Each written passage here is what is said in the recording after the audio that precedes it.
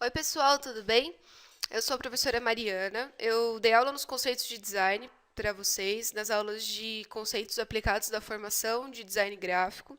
E a pedido do professor Luciano Augusto, eu estou aqui hoje para passar para vocês os conceitos de web design. Quem participa da formação de design gráfico vai ver que muita coisa que eu falei lá está presente aqui e que muita coisa que eu estou falando aqui complementa o que tem lá.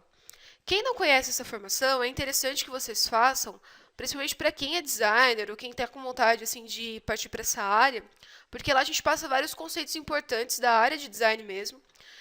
Conceitos assim que você vai ver que vão ser usados tanto lá como aqui, porque tudo é design. E é interessante também porque a gente não está aqui para substituir uma universidade, mas a gente está aqui para complementar o conhecimento que se adquire na universidade.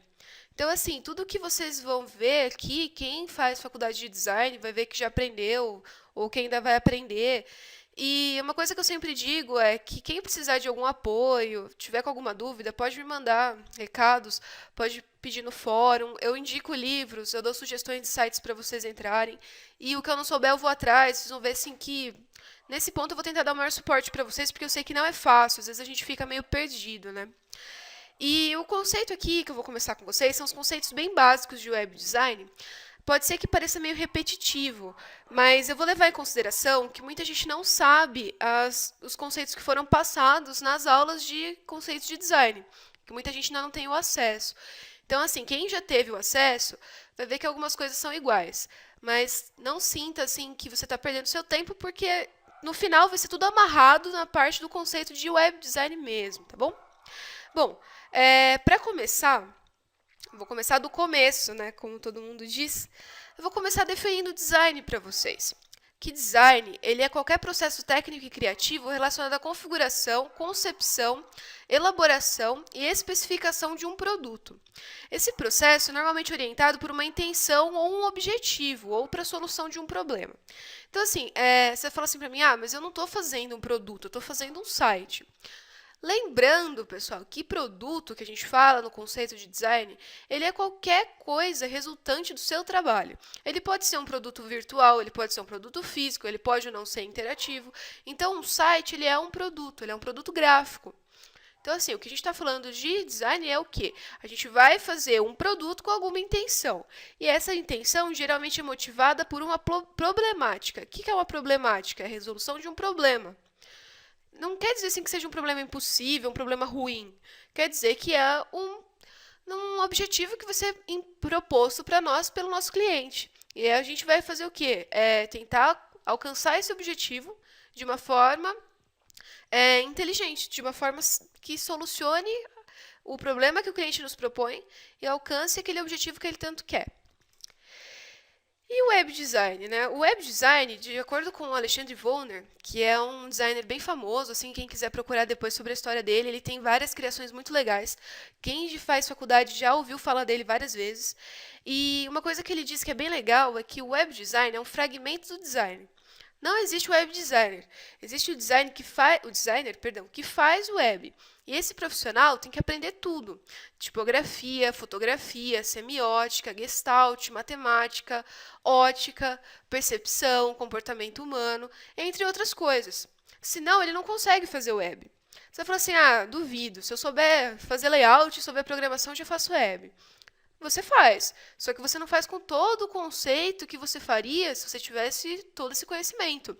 E o que esse conhecimento vai ajudar? Vai ajudar vocês a conceituar o seu trabalho, a aplicar nele elementos que tenham um sentido e vai ajudar você também a explicar para o seu cliente o porquê que você usou cada coisa naquele layout ou até mesmo naquela arquitetura da informação, por que você fez as páginas abrindo naquela sequência e não em outra, por que você usou de repente esses quadrados com os cantos arredondados ou não com os cantos quadrados, com pontas secas, por que você usou essa paleta de cores. Então, assim, é interessante que de repente, se vocês não têm esse conhecimento, volto a falar da formação de conceitos de design. Lá a gente fala de tudo isso. Lógico que não muito aprofundado, porque não estamos aqui para substituir a universidade. Mas a gente fala de um jeito que vocês vão entender bem e vai ajudar até mesmo aqui na produção dos sites. Bom, vamos continuar aqui.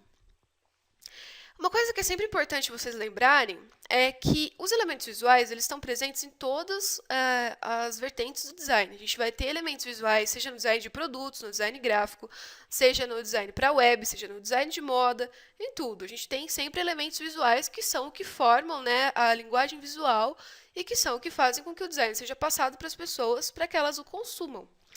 Os elementos visuais eles devem ser usados sempre de modo a estruturar melhor as peças de design. E a gente está aqui, principalmente nessa área de web design, para sermos comunicadores.